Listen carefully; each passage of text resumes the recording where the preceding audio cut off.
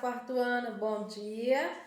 Vamos começar nossas aulas de hoje. E como sempre tia fala, vocês escolham um lugar tranquilo para assistir às aulas e peguem todos os materiais. Então vocês vão pegar o caderno, lápis e os livros de matemática, esse livro de matemática, o livro da capa azul, o livro de artes,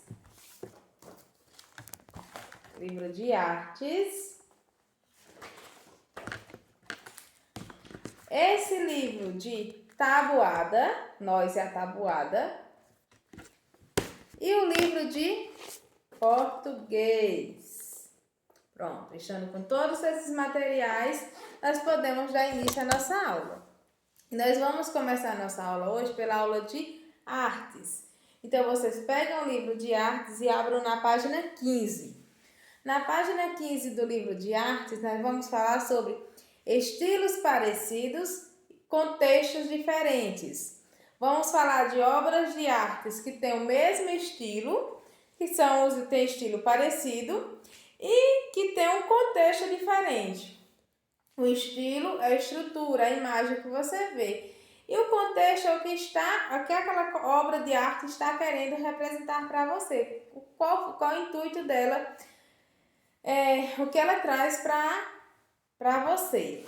Vamos começar aí a leitura da página 15. Será que todas as obras que são parecidas foram sempre feitas no mesmo contexto? Será que todas as obras de artes que são parecidas, elas foram criadas no mesmo contexto? Com certeza não. Cada obra de arte tem um contexto diferente. Para discutir essa questão, observe as duas imagens a seguir, depois responda o que se pede. Aí nós temos duas imagens, vocês podem observar no livro de vocês. Vocês vão observar essas duas imagens para responder essas questões que se pede aqui. Aqui nós temos a imagem de Moisés, a escultura de Michelangelo, e Laconte e seus filhos. Essa outra imagem aqui, essa outra escultura. Escultura feita por Alessandro Antenoro e Polidoro de Rhodes, uma família de escultores. Aí temos a atividade. Aí vai dando continuidade, esse livro de artes vai dando continuidade às questões. Aqui nesta página nós vamos encontrar a sexta, sétima e oitava. A sexta questão pergunta o seguinte: que semelhanças e diferenças você observa entre as duas obras de arte? Quais semelhanças e quais são as semelhanças e as diferenças que vocês observam? Vocês podem citar nas semelhanças que as duas esculturas são feitas de mármore. As duas esculturas, elas apresentam figuras humanas. Apresentam corpos humanos. E as duas esculturas, elas são representadas de uma forma bem realista, né? Uma imagem bem realista, bem natural ao nosso cotidiano. Tá o corpo humano aí bem representado. E as diferenças? A escultura de Lacote e seus filhos, que são essa figura que tem mais pessoas, apresenta 3 personagens, enquanto a de Moisés apenas um personagem. Uma diferença. E entre outras diferenças que vocês podem observar e anotar no livro de vocês. Aí tem a sétima questão. Você acha que essas obras foram feitas na mesma época? Essas duas obras, será que elas foram feitas na mesma época? Apesar delas não ter o mesmo contexto, elas serem apenas ter um estilo parecido, pelo estilo da arte, pela uma maneira de pintar, dá para acreditar que as duas são da mesma época.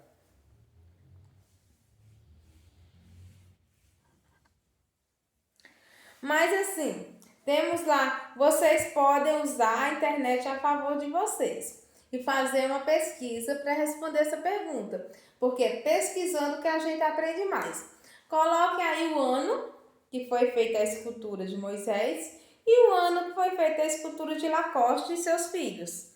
Vocês vão descobrir e falar se os dois são feitos na mesma época ou na mesma década ou em décadas diferentes. A oitava, na sua opinião, se uma das duas obras tivesse servido de inspiração para outra, qual seria a obra mais antiga? Na opinião de vocês, observando essas obras de arte aí da página 15, qual dessas obras é a mais antiga? Pronto, na pesquisa de vocês dá para vocês saber qual dessas obras é a mais antiga. Agora vamos dar continuidade aqui na página 16. Artistas que viajam no tempo. Aqui nós vamos continuar falando de artistas que viajam no tempo. Além de se inspirarem em seu contexto, os artistas também podem buscar referência em outras épocas. Às vezes, isso se torna tão forte que acaba se transformando em forma de fazer arte em um estilo. O artista italiano Michelangelo Buonarroti, autor da obra Moisés, representada na página 15, nasceu na Itália em 1475 e lá viveu até sua morte, em 1564. Ele produziu suas obras de arte em um contexto em que a principal fonte de inspiração era a antiguidade clássica. Então, a principal fonte de inspiração de Michelangelo foi a antiguidade clássica. Um período em que Michelangelo viveu é conhecido como Renascimento, pois acreditava-se que a forma de pensar e produzir a arte dos gregos e dos romanos deveria servir de inspiração e renascer em novas obras. A antiguidade clássica também serviu de inspiração para muitos outros artistas, como de outras épocas. Vejam a obra produzida abaixo. Aqui nós temos uma obra de arte produzida abaixo, que o nome dessa obra de arte é Tela de Vênus. Ela foi feita entre 1984 e 1986 pelo artista italiano Sandro Botticelli. Foi um artista também, outro artista que se inspirou nessa mesma época para fazer arte. Agora vamos continuar a leitura na página 17. O estilo sempre existiu. A ideia de estilo é tão presente na arte que nem conseguimos imaginar o mundo sem ela. No entanto, ela surgiu há pouco mais de 100 anos. Uma das primeiras pessoas a dar importância ao estudo das formas foi o historiador de artes Alois Hig. Ele nasceu em 1858 na Áustria. Hig defendia que as formas tinham uma história própria. Para explicar essa ideia, ele criou em 1893 a palavra Kunststolle, que, traduzida do alemão para o português, significa a vontade da arte. Um nome bem estranho, né? Ele acreditava que as produções artísticas feitas em determinado contexto tinham características comuns, ou seja, aspectos semelhantes. Antes da criação da ideia de estilo, era comum as obras de arte serem estudadas com base na história de vida dos artistas, na época em que foram produzidas ou na história que as imagens contavam. O surgimento da ideia de estilo fez que as obras passassem a ser analisadas sob um novo ponto de vista, as características das formas apresentadas. Pronto, antes as obras de arte, o povo iam atrás da história das obras de arte pela história do artista. O artista Michelangelo, para descobrir uma obra dele, o povo ia entender a história dele. Que, na verdade, as obras de artes feitas por ele não tinham muito a ver com a vida dele. Era mais sobre as viagens que ele fazia. Aí também na página 20 tem mais duas questõezinhas para vocês resolver. Vocês vão fazer a leitura da página 18 e 19 e responder as questões, tá certo? E vamos dar continuidade para a nossa aula com a aula de matemática. Na nossa aula de matemática hoje, nós vamos começar a estudar a unidade 2 do livro de matemática. Na unidade 2 fala sobre medidas. As medidas no dia a dia. Que eu trouxe aqui umas medidas para mostrar a vocês. No nosso dia a dia, nós costumamos usar a régua. Vocês usam muito aí na sala de aula a régua. Usamos muito aí na casa de vocês, a mãe de vocês com certeza usa o litro para medir. Aqui, ó, esse copo tem as medidas, que mede até 1 litro. Usamos muito também o metro.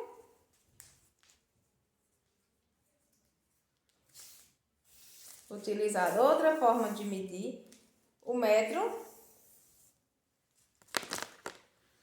E o quilo, que é o que é mais usado, o quilo, né? Muitos produtos que a gente vai comprar, a gente compra através do quilo. 1 quilo de arroz, 1 quilo de açúcar, 1 quilo de carne. Pronto, sobre essas medidas, nós vamos começar a nossa aula. As medidas no dia a dia. Então, vocês peguem o livro de matemática de vocês e abram na página 35. Página 35 de matemática. Nós vamos começar aí fazendo a leitura. As medidas no dia a dia. Verifique nas imagens abaixo diversas situações de medidas em nosso cotidiano. Escreva o que está sendo medida em cada caso. No primeiro caso, aí tem 2 mulheres conversando. Vamos observar o que está sendo medido em cada caso. Nossa, o pão está quentinho. É que a padaria fica a 25 metros de casa. Aqui ela usou o metro para falar a distância da padaria. Quando a gente vai falar sobre distância de lugar, a gente utiliza o metro. No segundo quadrinho aqui, nós temos: sua filha nasceu com 3,5 kg. Parabéns! Utilizamos o quilo. A gente está representando aqui com quilo de alimento. Mas aqui ele está se referindo ao peso de pessoas, ao peso, o quilo. Nasceu com 3,5 kg. A terceira imagem, essa imagem aqui, temos um homem correndo, né? Já passo das 11 horas. Preciso buscar meu filho e ainda vou levar 10 minutos até chegar à escola. Aqui ele está correndo, que está atrasado para ir buscar o filho na escola. Para medir o tempo, nós utilizamos o relógio. Então, para medir as horas, para saber as horas, para medir as horas, nós usamos o relógio. E por último, temos a imagem aí do homem abastecendo um carro, né? Parado no posto de gasolina, abastecendo um carro. Ele fala assim: estou sem gasolina. Por favor, encha o tanque. Aí nós estamos falando de capacidade, que entra o litro. Capacidade, que é quando vai medir a capacidade, usamos o litro. Então, nós temos na primeira imagem o comprimento, medido por metro. Na segunda, a massa, medida pelo quilograma. No terceiro, o tempo, que é medido pelas horas. E no último, a capacidade, que é medida por litro. Aí, sobre essa explicação aí, é bem simples de compreender essa unidade. Vocês vão resolver a atividade da página 36 e 37. Na página 36, nós vamos para aí medindo comprimentos. O centímetro e o milímetro. Fica melhor para vocês. Tia vai mostrar aqui na régua, mas fica melhor para vocês acompanhar nessa régua que está sendo mostrada aí no livro de vocês. Que ela tem mais espaço, dá para vocês observar melhor. Vamos conhecer melhor a régua. Esta é uma régua de 10 centímetros. Aí no livro nós temos uma régua de 10 centímetros. Aqui tia tem uma régua de 20 centímetros. O tracinho verde, que está sendo destacado aí com a cor verde, destaca destacado tem 1 centímetro. Entre, aqui ó, vocês podem observar na régua no livro, uma régua que vocês estiverem aí. Entre um número e o outro, nós temos 1 centímetro. É que esse centímetro é dividido em 10 partes iguais. Essas 10 partes são chamadas de milímetro. Então, na régua nós temos os centímetros e os milímetros. Observe aí no livro, temos separado pelo tracinho verde o centímetro, e entre os centímetros nós temos 10 pontinhos pretos, que são os 10 milímetros. Então, 1 centímetro tem 10 milímetros. Aí a pergunta é a seguinte: então, em 10 centímetros, quantos milímetros tem? Vocês vão fazer aí o cálculo 10 vezes 10 e descobrir quantos milímetros nós temos em 10 centímetros. Temos a segunda questão na página 37. Observe as réguas. Em uma estou indicando os centímetros, na outra os milímetros. Aí temos aí a primeira régua representando os centímetros e a segunda representando os milímetros. Quantos milímetros corresponde a 10 centímetros? A mesma pergunta da questão anterior, aqui só que aqui de forma diferente. Então, vocês observem a questão de interpretação para responder essa pergunta, que ela está muito fácil. Terceira questão. Agora, você precisará de uma régua e lápis de cor. Vocês vão pegar uma régua e um lápis de cor. Usando a régua, faça um traço de... Usando um lápis laranja, vocês vão fazer um traço de 5 centímetros, aí na frente no desenho, tá? No livro mesmo. De 53 milímetros usando o lápis azul e de 2,5 centímetros usando verde. Cuidado na hora de fazer o desenho, tá? Se 1 centímetro tem 10 milímetros, a metade de 1 centímetro é 5 milímetros, não é isso? Então, na hora de fazer aí, ó, 2,5 centímetros, vocês contam 2 centímetros e mais 5 milímetros. Vai ficar 2,5 centímetros. Quarta questão. O quadrado ao lado tem 4 centímetros de perímetro. Temos aí, cada lado do quadrado vale 1 centímetro. O perímetro é a medida do contorno, né? Que fala aí. Represente abaixo um retângulo com 6 centímetros de perímetro. Do jeito que tem aí esse quadrado com 4 centímetros de perímetro, vocês vão representar um retângulo com 6 centímetros de perímetro. Como vocês podem fazer isso? Podem fazer 2 centímetros em cima, 2 embaixo, faz 4. 1 centímetro do lado e 1 centímetro do outro. Faz 6 centímetros. Porque está pedindo um retângulo. Então, o retângulo, ele não tem as partes dele, os lados são diferentes, né? A medida é diferente.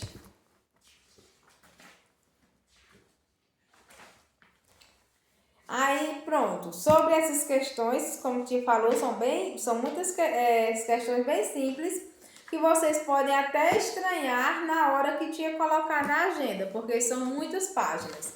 Mas são muitas páginas para resolver, porque em cada página tem uma questão, duas questões.